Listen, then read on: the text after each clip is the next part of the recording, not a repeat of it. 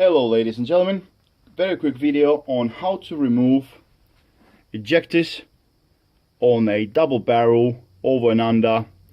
In this particular instance it's Beretta. It's the same on every gun and the principle of removal will be the same. You don't have to remove them very often, but I would recommend every, let's say, 5 to 10 shoots to take them out, to clean them so they work perfectly and neatly. Now please remember, be very careful. Choose a nice open area or area where you can control obviously your gun in bits and pieces. Don't get distracted, don't have anyone around you, especially kids. These ejectors are spring loaded and the spring is very strong. So I would recommend to use gloves, because it does hit you once in a while quite badly, and all the edges are really sharp because they're obviously precisely machined. I've done this before, so I'm not going to put gloves on, but I would recommend to put gloves on. Make sure that you control the movement of the ejector there. Don't rush, take your time and do it nice and slow. So you can see a slot here, right here, this opening. This is exactly the size of the part that is on the ejector as well. So what we need to do is we need to move the ejector in to line up the lip on the ejector with this cut over here. So the way I would recommend to do so is take a rag. This way it doesn't hurt you if the spring would spring out and hit you slightly.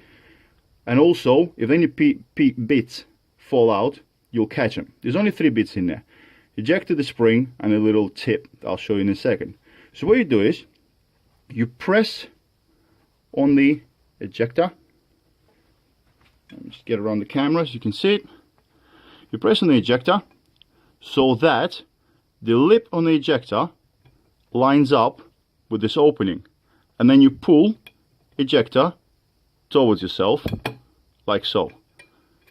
You will feel the spring pop out, and now ejector is removed.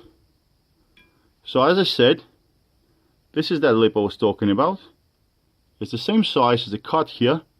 So when you push it in, you line them two together and it pops up. Same thing, putting it back together is lining up the spring, pushing the ejector, lining up the hole or the slot and the lip and pushing it back in. So now what you have is the ejector, just like that, a spring and this little tip here. If it would spring out on you, don't panic, stop, look around. You should be able to find the spring and this piece here. Okay, what you can do is put on rag, clean them up. Mine's a clean, so I don't have to use any gun cleaner.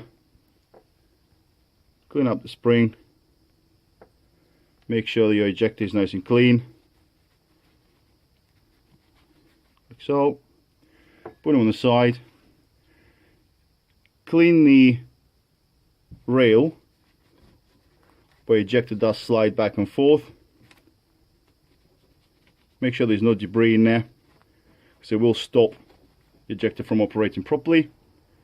You can see this one is nice and clean. You could spray the gun cleaner here if you need to clean it up. Before you put it back together, take your gun oil, run the gun oil generously inside here, like so, to make sure ejector moves back and forth normally. And now we're ready to reassemble. So what you do is you put a spring in this hole right here, just like that, and this tip goes inside just like that. Okay, rest the barrels on the table, take the ejector like so, line up the ejector into the slot where it's moving up and down. And what you need to do is be careful at this point, and as I said before, use gloves if necessary. So you line up the ejector just like that. Make sure that you catch this nipple here with the spring under the ejector, because it needs to move together with it. And now, with a slow and controlled motion, you will press on the spring and you will line up this lip with the cut, same as when you were taking the ejector out. So you're pressing on it. As soon as you line it up, like so, you press the ejector down and you release it. It was probably hard to see, but I had to control it. The spring is quite strong. But I repeat myself, the cut matches the little lip on the ejector. So you press it until you line them up and you push the ejector in, release it, and it jumps back into its original place. Okay? You do exactly the same on the next side. No difference whatsoever. Hopefully this helps. I will do a quick video now taking out the chokes. So guys, continuation of the video, how to take out and clean your chokes. These are Teague extended chokes. These are not standard Beretta ones. Standard Beretta ones are internal. So you can either use the key provided. For these chokes here, you get a coned key just like that. It's a jam key, so you just put it inside the choke, you press on it as hard as you can, and then you turn it anti-clockwise, and the ejector, choke comes out, just like that. Next one, they do come out quite easily. You don't want them to be stuck, that's why you should be cleaning them. Just like that. So they're out. Nice and simple. So you obviously clean them up nicely and you put them back in, but you need to lubricate them. So I've got the chokes nice and clean. I have the same size chokes. They're both half and half. So I don't need to worry about making sure which one goes where. But if you got different size chokes, obviously remember where you want the choke, each choke, top barrel or bottom barrel. So before I assemble them together, what I do is, you can use the normal gun oil, or you can use the white grease, which I do prefer to use. Very little bit white grease on the choke, just like that.